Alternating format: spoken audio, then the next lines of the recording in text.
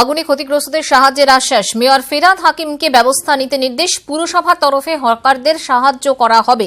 হকারদের পুড়ে যাওয়া স্টলের মেরামত হবে। কেসে সত্যি আমাদের সবারই খুব খারাপ লাগছে যে যাদের ক্ষতি হয়েছে, অনেক ক্ষতি হয়েছে। পৌরসভা এই পাশে দাঁড়ানোর এই প্রয়াসটা মুখ্যমন্ত্রীর নির্দেশে আমরা করছি। এদেরটা এখনো আমরা কজ অফ ফায়ার দেখতে পারিনি, তবে আমরা আশা করি ট্রেড লাইসেন্স ছিল। আমি ওটা এখনই কনফার্ম করতে পারবো না। ট্রেড লাইসেন্সের সাথে আগুন লাগার কোনো সম্পর্ক নেই। ট্রেড লাইসেন্স না থাকলে যে আগুন লাগানোর বিরাট এটা হলো certificate of enlistment. Certificate and enlistment is not a licence to do trade. এটা এখানে লাইসেন্স সার্টিফিকেট আপনি করছেন জানানোর জন্য যেটা এনলিস্টেড আছে অ্যাজ এ ট্রেডার, এবং সেইটার ফলে আপনি যেটুকু চার্জ দিচ্ছেন তার বদলে যে সিটিতে যে আপনি আমাদের কলকাতা কর্পোরেশন যে ফেসিলিটিস নিচ্ছেন তার জন্য। ট্রেড ফায়ার ফাইটিং ইকুইপমেন্ট আছে কি না এর ক্লিয়ারেন্স দিতে হবে। এটা আমি যখন ফায়ার মন্ত্রী ছিলাম তখনই আমি বলেছিলাম যে এটা ফায়ারের একটা নির্দিষ্ট একটা আইন আছে, সেই আইন। এটা হচ্ছে অফিসাররা একে আরেকের ওপরে দোষারোপ করা যে ট্রেড লাইসেন্স নেই, ফায়ার লাইসেন্স না। ফায়ারের নিজস্ব আছে, যে দরকার হলে এস্টাবলিশমেন্ট বন্ধ করে দেওয়া যায়। ফায়ার কমপ্লায়েন্স না হলে বন্ধ করে দেয়। কর্পোরেশনের হাতে এটা সম্ভব না। এটা তো just mayor of certificate of enlistment. সুতরাং ফায়ারের ক্ষেত্রে সেগুলো আছে কিনা ফায়ার নিশ্চয়ই ইন্সপেকশন করছে। আরেকটা কথা, যাদের আমরা আর্থিক সহায়তা দেব, আমরা গড়িয়াহাট থানাকে বলেছি যে তারা এর আগে হকারের লিস্ট করেছে এবং ছবি তুলেছে। সেই অনুযায়ী মিলিয়ে আমাকে লিস্ট অফ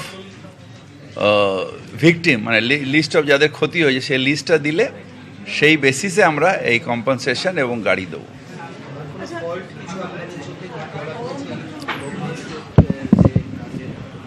এগুলো সব ফায়ার আর পুলিশ এনকোয়ারি করছে এবং সঠিক সময় জানিয়ে দেবো। মোদী ব্রিগেড নিয়ে অনিশ্চয়তা। 8ই ফেব্রুয়ারি ব্রিগেড নিয়ে অনিশ্চয়তা। সম্ভবত 8ই ফেব্রুয়ারি বিজেপির সমাবেশ হচ্ছে না।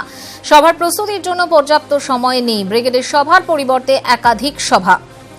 টেলিফোনে রয়েছেন আমাদের প্রতিনিধি অরূপ দত্ত। অরূপ দত্ত, আমরা যেখানে বারবার দেখেছি যে রাজ্য নেতৃত্ব তারা চেয়েছেন নরেন্দ্র মোদী, অমিত শাহ এ রাজ্যে আসুন এবং সভা করুন যত বেশি সম্ভব, কিন্তু সেক্ষেত্রে নরেন্দ্র মোদীর এই সভা আদৌ যে হচ্ছে তা নিয়ে কোনো রকম নিশ্চয়তা কিন্তু নেই। তাহলে কি সম্ভাবনা একেবারেই থাকছে না এই সভা হওয়ার?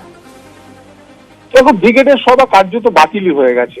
এটা কিছুক্ষণ আগে দিলীপ ঘোষ রাজ্য সভাপতি তিনি জানিয়েছেন যে ব্রিগেড সভা হচ্ছে না, এবং সেক্ষেত্রে তারা যেটা পরিকল্পনা বা যে প্রস্তাব, এটা গতকাল রাত্রেই কৈলাস বিজয়বর্গী এবং অমিত শাহ তারা দুজনে রাত্রে কথা বলেছেন এবং প্রধানমন্ত্রীর সঙ্গেও নাকি কথা হয়েছে বলে জানা যাচ্ছে।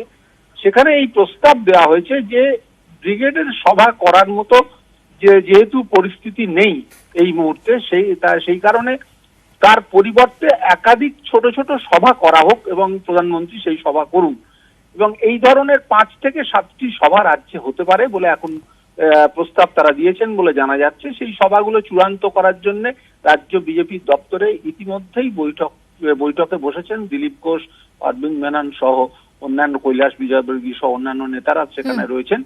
যেটা সাধারণভাবে শোনা যাচ্ছে যে ঠাকুরনগর, বনগাঁ ঠাকুরনগরে একটা সভা হতে পারে, আসানসোলে একটি সভা করতে পারেন প্রধানমন্ত্রী, শিলিগুড়ি। এক্ষেত্রে দিলীপ ঘোষ তিনি কি বলছেন আমরা শুনে নেব। আমি তোমার কাছে ফিরছি। বিভ্রান্তি মানে কেন্দ্র এখন চাইছে না আমরা ব্রিগেড করি, কারণ কি মাননীয় সভাপতির 5টা সভা আছে, তারপরে মাননীয় প্রধানমন্ত্রীর 2-3টা সভা আছে। ওনারা বলছেন যে এত প্রেশার নিয়ে আর এত কম সময়ের মধ্যে ব্রিগেড কতটা সফল করতে পারবেন সেই একটা তাদের মধ্যে সন্দেহ আছে।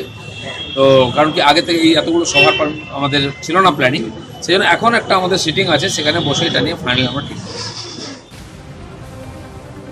পাশাপাশি অমিত শাহর কপ্টার নামা নিয়েও বিভ্রান্তি। মালদায় কোথায় নামবে শাহের কপ্টার 24 ঘন্টা আগেও তা স্পষ্ট নয়। টেলিফোনে রয়েছেন আমাদের প্রতিনিধি অরূপ দত্ত। অরূপ দা, এই বিষয়ে বা কি জানা যাচ্ছে? রাজ্য নেতৃত্ব কি বলছেন? সর্বশেষ যা খবর সেটা অমিত শাহ আসছেন কালকের 11টায় মালদায় সভা। এখন নিশ্চিতভাবেই এই হেলিকপ্টার কোথায় নামবে সেটা নিয়ে এখনো চূড়ান্ত সিদ্ধান্ত কিছু হয়নি, কিন্তু বিজেপি সূত্রে যেটা খবর প্রাথমিকভাবে তারা স্থির করেছেন, এখনো পর্যন্ত সেটাই স্থির আছে যে বেসরকারি একটি হোটেলের উল্টো দিকে, তা বেসরকারি হোটেলেরই সেই হেলিপ্যাড, সেই হেলিপ্যাডটি ব্যবহার করে সেখানে অমিত শাহকে নামানোর চেষ্টা হচ্ছে। এবং এ ব্যাপারে দিলীপ ঘোষও আজকে জানিয়েছেন যে এই বেসরকারি যেহেতু হেলিপ্যাড, সুতরাং সেখানে নামানোর ক্ষেত্রে সরকারের কাছে কেন আমরা অনুমতি নিতে যাব। তবে এই হেলিপ্যাড নিয়ে যদি একেবারে যে সমস্যা মুক্ত তাও বলা যাচ্ছে না, কারণ নিরাপত্তার বিষয়টি নিয়ে খোদ মুখ্যমন্ত্রী নিজে প্রশ্ন তুলেছেন যে এই ব্যাপারে কোনো রকম কোনো সমঝোতা, কোনো কম্প্রোমাইজ করা যায় না।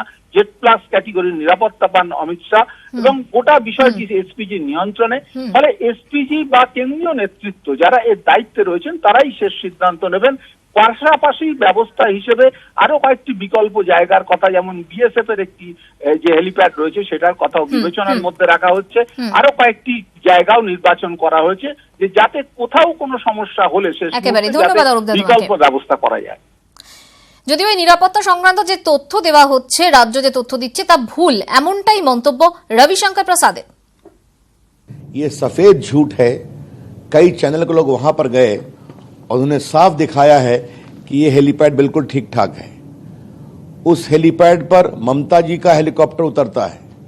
सबके हेलीकॉप्टर उतर सकते हैं, लेकिन अमित शाह जी का हेलीकॉप्टर नहीं उतर सकता।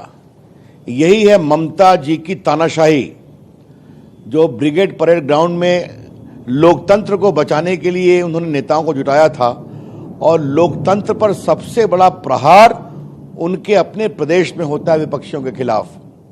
सरकारी पद का दुरुपयोग करके किसी प्रकार से बीजेपी की रैली को रोका जाए। অমিত শাহ সবার সব অনুমতি দেওয়া হয়েছে, নিরাপত্তা নিয়ে কিছু সমস্যা ছিল, হেলিপ্যাডের জায়গা বদলাতে বলা হয় বলে জানিয়েছেন মমতা বন্দ্যোপাধ্যায়। বিজেপি মিথ্যা অভিযোগ করছে বলেও অভিযোগ করেন তিনি। সব পারমিশন দেওয়া হয়েছে। দেয়ার আর সাম সিকিউরিটি প্রবলেমস। দেখো, যারা জেড প্লাস হয় এটা তো আমরা বাইরে আলোচনা করতে পারি না। Z plus is a security problem. আমরা উই গিভ ফুল প্রোটেকশন, আমরা we don't compromise with the security. সেখানে পুলিশ হয়তো বলেছে যে হেলিপ্যাডটা এখানে না করে আরেকটা অল্টারনেটিভ প্লেসে করুন, সেটা আমাকেও বলে অনেক সময়। I also change my helipad landing as per মানে পুলিশ রিকোয়েস্ট। এটা law and order, police is the final authority. They have granted all the permission for the meetings because we believe in democracy. They asked to do the meeting in different places. We have given all the permission. Police gave permission. And number two, for helipad landing, police gave all the permission. That is wrong. They are distorting. They are misinforming the people, and it is absolutely not true. We are not BJP.